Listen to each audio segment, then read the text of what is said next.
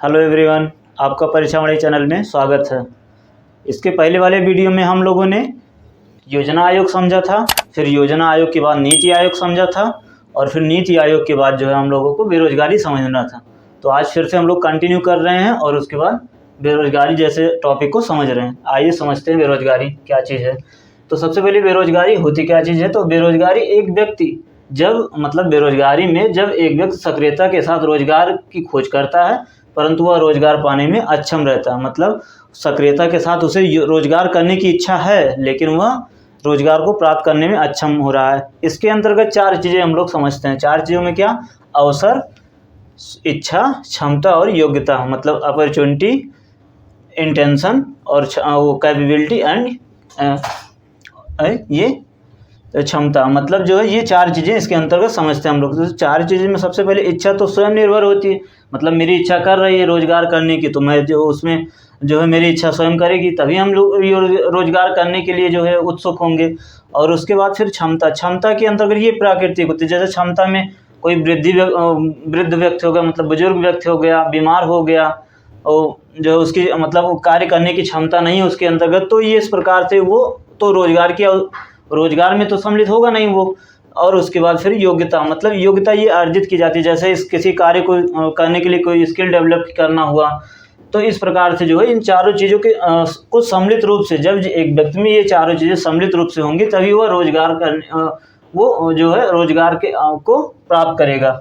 और उसके बाद फिर हम लोग समझते हैं ये बेरोजगारी के प्रकार। बेरोजगारी के प्रकार में दो प्रकार ज़्यादा मतलब होते हैं, एक ऐच्छिक बेरोजगारी और दूसरी अनैच्छिक बेरोजगारी।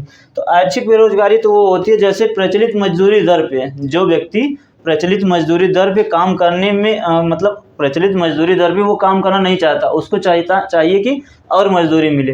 तो जो व्यक्ति इस प्रकार से और मजदूरी की इच्छा रखता है और उसे रोजगार नहीं मिलता, तो इस तरह से उसे ऐच्छिक बेरोजगारी के अंतर्गत रखा गया है। जो है ऐच्छिक बेरोजगारी के अंतर्गत रखा गया है। फिर उसके बाद हम लोग समझते हैं अनैच्छिक बेरोजगारी। अनैच्छिक बेरोजगारी में मतलब वह व्यक्ति प्रचलित मजदूरी दर पे काम करना चाहता है लेकिन फिर भी उसे रोजगार नहीं मिलता। मतलब उस टाइम जो प्रचलित मजदूरी दर होती है उस पर वो काम करना चाहता है लेकिन फिर भी उसको रोजगार नहीं मिलता। अब इसके अंतर्गत हम लोग इतने को समझेंगे, इतने बेरोजगारी के प्रकार को समझेंगे। एक तरह से प्रकार है इसके, वो अनैच्छिक बेरोजगारी के अंतर्गत आते हैं। तो अनैच्छिक बेरोजगारी में सबसे पहला होता है संरचनात्मक बेरोजगारी। संरचनात्मक बेरोजगारी क्या होती है? संरचनात्मक बेरोजगारी के अंतर्गत जैसे ये औद्योगिक क्षेत्रों की बेरोजगारी आती है। औद्योगिक क्षेत्र में जैसे कोई वो हो गया किसी प्लांट में या फिर किसी उद्योग में रोजगार के पर्याप्त अवसर रहते हैं, उसके बाद उसमें रोजगार जो है थे, लेकिन अब किसी मशीनरी के आ जाने की वजह से मान लीजिए किसी मशीनरी के आ जाने की वजह से 100 श्रमिक उससे निकल गए, तो 100 श्रमिक तो बेरोजगार हो गए ना। तो इस प्रकार से जो बेरोजगारी आएगी वो संरचनात्मक बेरोजगारी होगी। और फिर उसके बाद अल्प रोजगार को हम लोग देखते हैं। तो अल्प रोजगार के अंतर्गत जो व्यक्ति मतलब जिस व्यक्ति की कार्य करने की क्षमता जितनी होती है उससे कम क्षमता में उसको कार्य मिलता है। तो जो है मतलब जैसे किसी व्यक्ति की क्षमता 100 यूनिट प्रोडक्शन करने की क्षमता है तो उसको 50 ही यूनिट प्रोडक्शन करने के लिए उसको कहा जाता है कि आप 50 यूनिट ही प्रोडक्शन करिए। उसके बाद जो है तो इस प्रकार जो 50 यूनिट उसकी मतलब 50 यूनिट और कर सकता था उसे नहीं किया, तो इस प्रकार से जो बेरोजगारी उत्पन्न होगी वो अल्प बेरोजगारी के अंतर्गत आएगा। उसके बाद हम लोग समझते हैं छिपी बेरोजगारी या अप्रच्छन्न बेरोजगारी। इसके अंतर्गत क्या होता है? छिपी बेरोजगारी के अंतर्गत ये होता है कि जैसे किसी काम को मान लीजिए छिपी बेरोजगारी के अंदर किसी काम को 10 लोग मिलके कर रहे हैं, फिर उसके बाद उसी काम को मतलब ये 10 लोग मिलके एक काम को कर रहे हैं, लेकिन जो है इसी काम को 9 लोग भी कर सकते हैं। उतने ही टाइम में, उतने ही समय में उतना ही प्रोडक्शन होगा। मतलब अगर 9 लोग कर रहे हैं तब भी जो है उतने ही टाइम लगेंगे, उतने ही प्रोडक्शन होंगे और उतने ही समय लगेगा।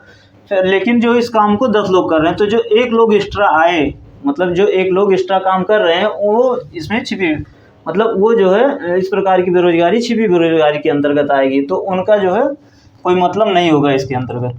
फिर आइए देखते हैं हम लोग शिक्षित बेरोजगारी। शिक्षित बेरोजगारी के अंतर्गत क्या होता है? जैसे शिक्षित बेरोजगारी, तो ये भारत की मूल समस्या यही है, सबसे ज़्यादा मतलब बेरोजगारी इसी क्षेत्र में होती है, शिक्षित बेरोजगारी। शिक्षित बेरोजगारी के अंतर्गत वो व्यक्ति आते हैं जो मतलब जिनके पास स्किल होते हुए भी उन्हें रोजगार प्रदान नहीं होता, मतलब अदर श्रमिकों से वो तो अलग होते हैं। मतलब अदर श्रमिकों से जैसे जो श्रमिक जो अनस्किल्ड लेबर हैं वो तो उनसे अलग होंगे, ये शिक्षित बेरोजगारी के अंतर्गत आएंगे। और इनके पास जो है कार्य करने की क्षमता भी होती है, योग्यता भी होती है, लेकिन फिर भी इनको काम नहीं मिलता। तो इस प्रकार की जो बेरोजगारी आएगी वो शिक्षित बेरोजगारी के अंतर्गत आएगी। फिर हम लोग समझते हैं घसरणात्मक बेरोजगारी। घसरणात्मक बेरोजगारी के अंतर्गत जो है ये होता है कि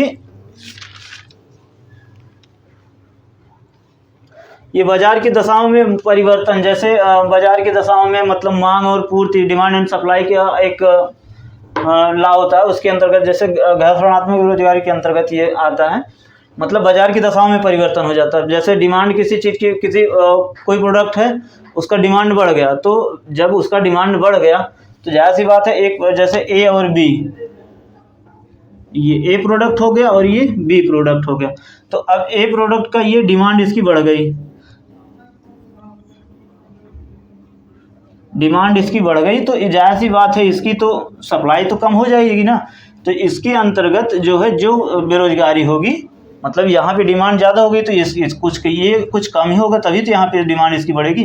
तो बी प्रोडक्ट की जो इसके अंतर्गत बी प्रोडक्ट के अंतर्गत जो बेरोजगारी उत्पन्न होगी वो घसरणात्मक बेरोजगारी होगी।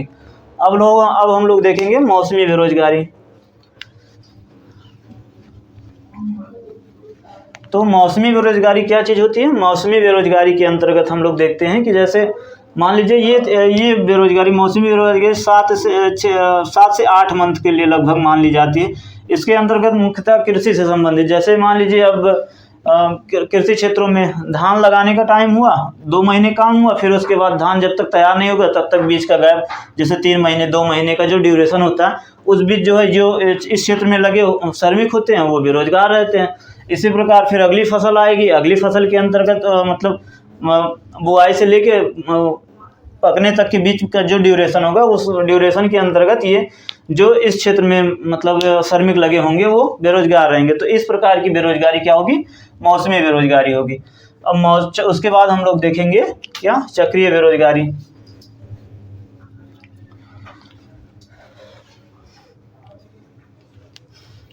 तो चक्रीय बेरोजगारी क्या होती है? चक्रीय बेरोजगारी के अंतर्गत एक सर्किल बनता है, जैसे ये हो गया, ये चक्रीय बेरोजगारी को हम लोग समझते हैं। चक्रीय बेरोजगारी के अंतर्गत यहाँ पे तेजी होगा, तेजी,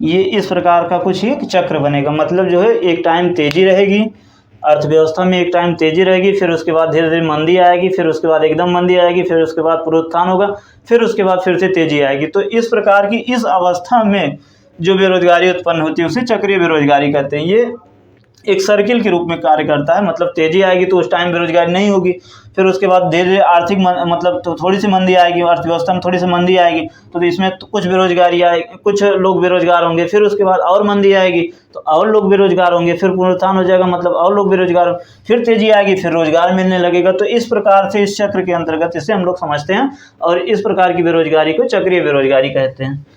तो फिर उसके बाद हम लोग समझते हैं शहरी बेरोजगारी। अब शहरी बेरोजगारी क्या? शहरी बेरोजगारी के अंतर्गत क्या आता है? जैसे शहरी बेरोजगारी के अंतर्गत एक तरह से जो संरचनात्मक और शिक्षित बेरोजगारी होती है, संरचनात्मक और शिक्षित बेरोजगारी, इसी को हम लोग शहरी बेरोजगारी के अंतर्गत समझते हैं। मतलब सेम समझ लीजिए, बस केवल मैंने कैटेगरी करने के लिए इसे शहरी और ग्रामीण बेरोजगारी डाल दिया। बाकी शहरी बेरोजगारी के अंतर्गत ये संरचनात्मक बेरोजगारी और शिक्षित बेरोजगारी दोनों मिला के आते हैं। और ग्रामीण बेरोजगारी के अंतर्गत मौसमी बेरोजगारी जो होती है वो आती है ग्रामीण बेरोजगारी के अंतर्गत।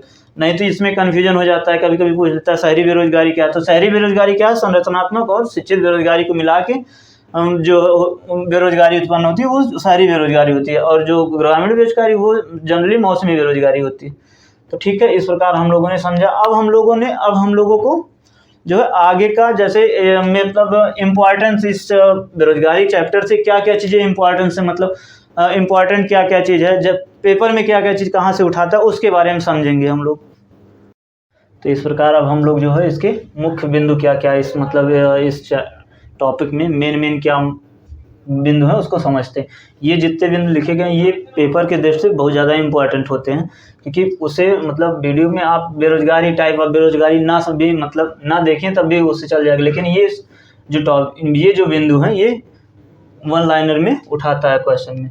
तो सबसे पहले देखते हैं क्या औद्योगिक क्षेत्रों में कितने प्रतिशत बेरोजगारी विद्यमान रहना स्वाभाविक है, मतलब ये रहेगा ही रहेगा। औद्योगिक क्षेत्रों में कितने प्रतिशत बेरोजगारी रहना स्वाभाविक होता है, तो ये 2.3%, मतलब 2.3% ये बेरोजगारी, इसे ख़त्म नहीं किया जा सकता इस क्षेत्र से। औद्योगिक क्षेत्र से 2.3% बेरोजगारी हमेशा बनी रहेगी ये औद्योगिक क्षेत्रों में, ये जरूर ध्यान रखिएगा। औद्योगिक क्षेत्र में 2.3%। फिर उसके बाद जो है ये हम लोग देखते हैं दूसरा पॉइंट, सर्वप्रथम किस राज्य में रोजगार गारंटी योजना प्रारंभ की गई? कौन सी योजना? रोजगार गारंटी योजना। क्या? रोजगार गारंटी योजना सर्वप्रथम किस राज्य में? सर्वप्रथम किस राज्य में का मतलब महाराष्ट्र में। कहाँ पे? महाराष्ट्र में। ठीक है, महाराष्ट्र में सर्वप्रथम रोजगार गारंटी योजना प्रारंभ की गई थी। ये एक